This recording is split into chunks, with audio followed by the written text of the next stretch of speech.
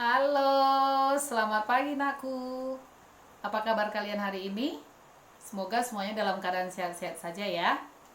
Terhindar dari berbagai jenis penyakit, ya, khususnya penyakit yang sedang mewabah di berbagai negara, termasuk di negara kita saat ini, yaitu penyakit corona. Tetap semangat anak-anakku, walaupun sampai saat ini kita masih belajar dari rumah secara daring. Saya percaya kamu semua masih mampu mengikuti pembelajaran kita. Ya, semangat selalu dan tetap sehat selalu ya. Baiklah, sebelum kita memulai pembelajaran kita, alangkah lebih baiknya kalau kita berdoa terlebih dahulu. Maka dari itu mari kita berdoa menurut agama dan kepercayaan kita masing-masing. Berdoa dimulai.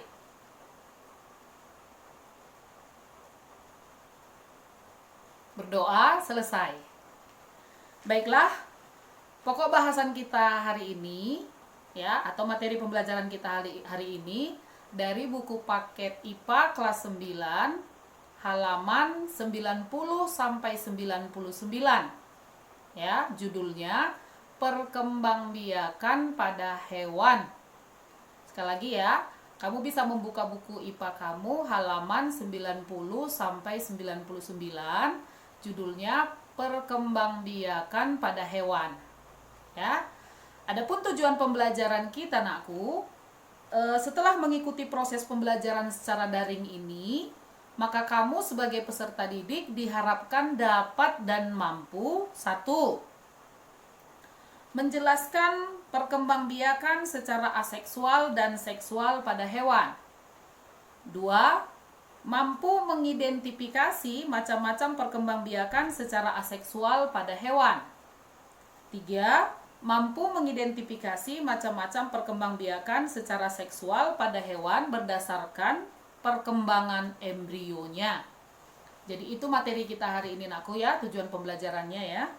Baiklah, sebelumnya pun nakku kita sudah pernah belajar tentang perkembangbiakan ya. Sebelumnya perkembangbiakan pada manusia, kemudian diikuti dengan perkembangbiakan pada tumbuhan. Jadi kamu sebetulnya sudah ngerti apa yang dimaksud dengan perkembangbiakan ya. Tapi nggak apa-apa, saya ulang sedikit. Perkembangbiakan nama lainnya adalah reproduksi ya, reproduksi. Apa itu reproduksi? Apa itu perkembangbiakan? Reproduksi atau perkembangbiakan adalah proses bertambah banyak atau proses menambah keturunan pada makhluk hidup yang tujuannya supaya makhluk hidup tersebut tidak punah atau tetap lestari jenisnya. Ya, jadi itu artinya perkembangbiakan atau reproduksi. Di sini kita batasi pada hewan. Ya, untuk materi pembelajaran kita ini kita batasi pada hewan. Hewan, nakku, dikenal mampu berkembang biak dengan 2 cara. Ya, yang pertama secara aseksual atau tidak kawin, yang kedua secara seksual atau kawin. Ini pun kamu mungkin sudah tahu apa artinya.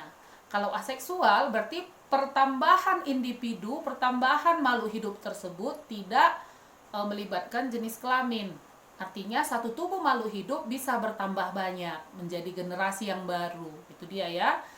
Tapi kalau perkembangbiakan secara seksual atau perkembangbiakan secara kawin adalah proses bertambah banyak pada makhluk hidup dengan melibatkan sel-sel kelamin. Berarti ada jantan, ada betina, di mana nanti melewati tahap pembuahan atau fertilisasi yang akan berkembang membentuk zigot. Zigot akan berkembang menjadi embrio. Itulah bedanya perkembangbiakan aseksual dan seksual. Kita mulai dari perkembangbiakan secara aseksual. Hewan mampu berkembang biak secara tak kawin itu dengan berbagai cara. Ya, kalau kamu lihat buku kamu, di buku kamu ada 3 cara. Tapi di sini saya sampaikan ada 4 cara hewan itu berkembang biak secara tak kawin. Yang pertama, kalau di buku kita yang pertama itu membentuk tunas. Yang pertama membentuk tunas, yang kedua berfragmentasi, yang ketiga membelah diri, dan yang berikutnya partenogenesis. Jadi ada 4 cara di mana perkembangbiakan secara tak kawin pada hewan.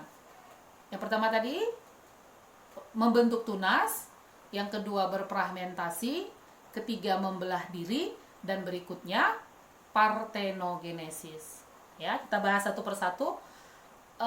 Untuk yang pertama yaitu membentuk tunas. Hewan mampu membentuk tunas pada tubuhnya dan tunas ini akan berkembang menjadi individu baru. Jadi nggak perlu ada dua individu, nggak perlu ada dua induk, cukup satu induk, di mana induk yang satu ini membentuk tunas dari tubuhnya. Bagaimana bentuk tunas itu? Seperti tonjolan-tonjolan, seperti benjolan di tubuhnya, di mana benjolan ini berkembang menjadi individu baru.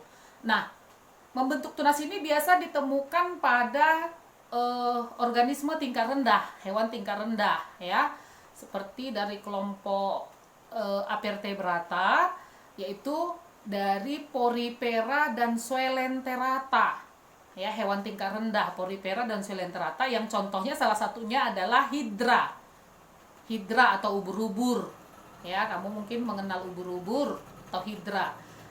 Ubur-ubur ini berkembang biak dengan cara tidak kawin dengan membentuk tunas di tubuhnya. Jadi ada tubuhnya akan muncul benjolan-benjolan, benjolan ini akan berkembang menjadi individu baru. Itu dia, ya. Kemudian yang kedua, perkembangbiakan dengan cara fragmentasi. Apa pula yang dimaksud dengan fragmentasi? Fragmentasi itu, nakku, berasal dari kata fragmen. Fragmen itu artinya potongan, ya, potongan, bagian, potongan, itu dia, ya. Ada beberapa jenis hewan seperti misalnya cacing tanah, ya, cacing air atau planaria.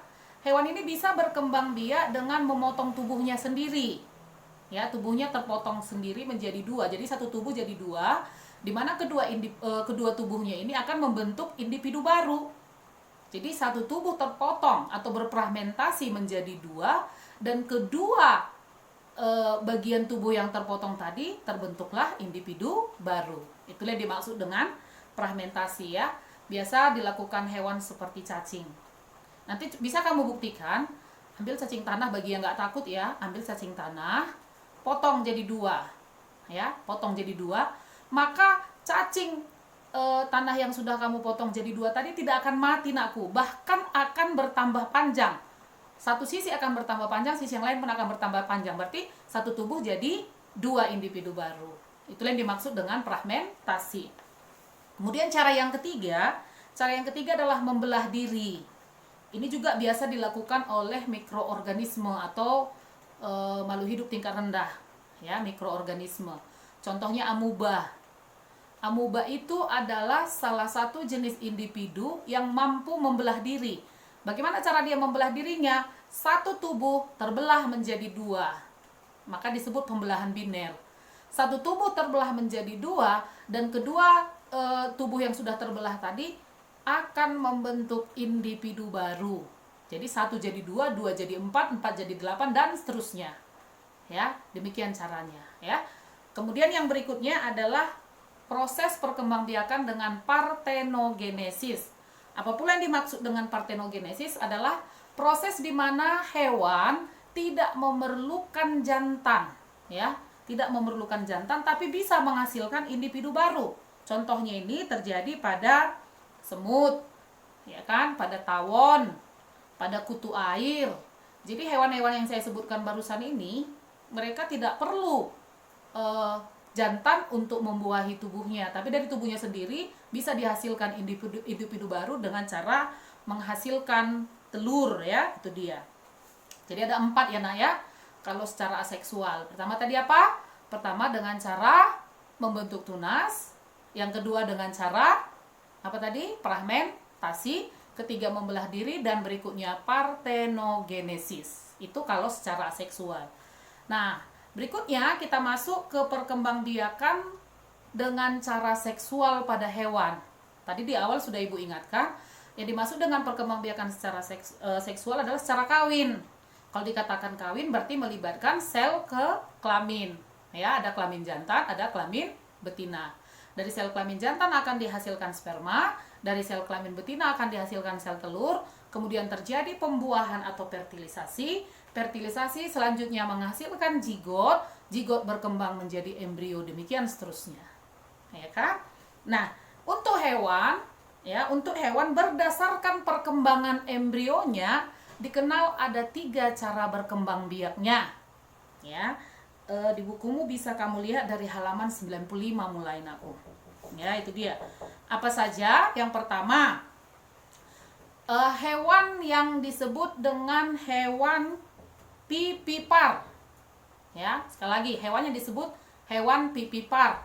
Yang kedua, hewan opipar.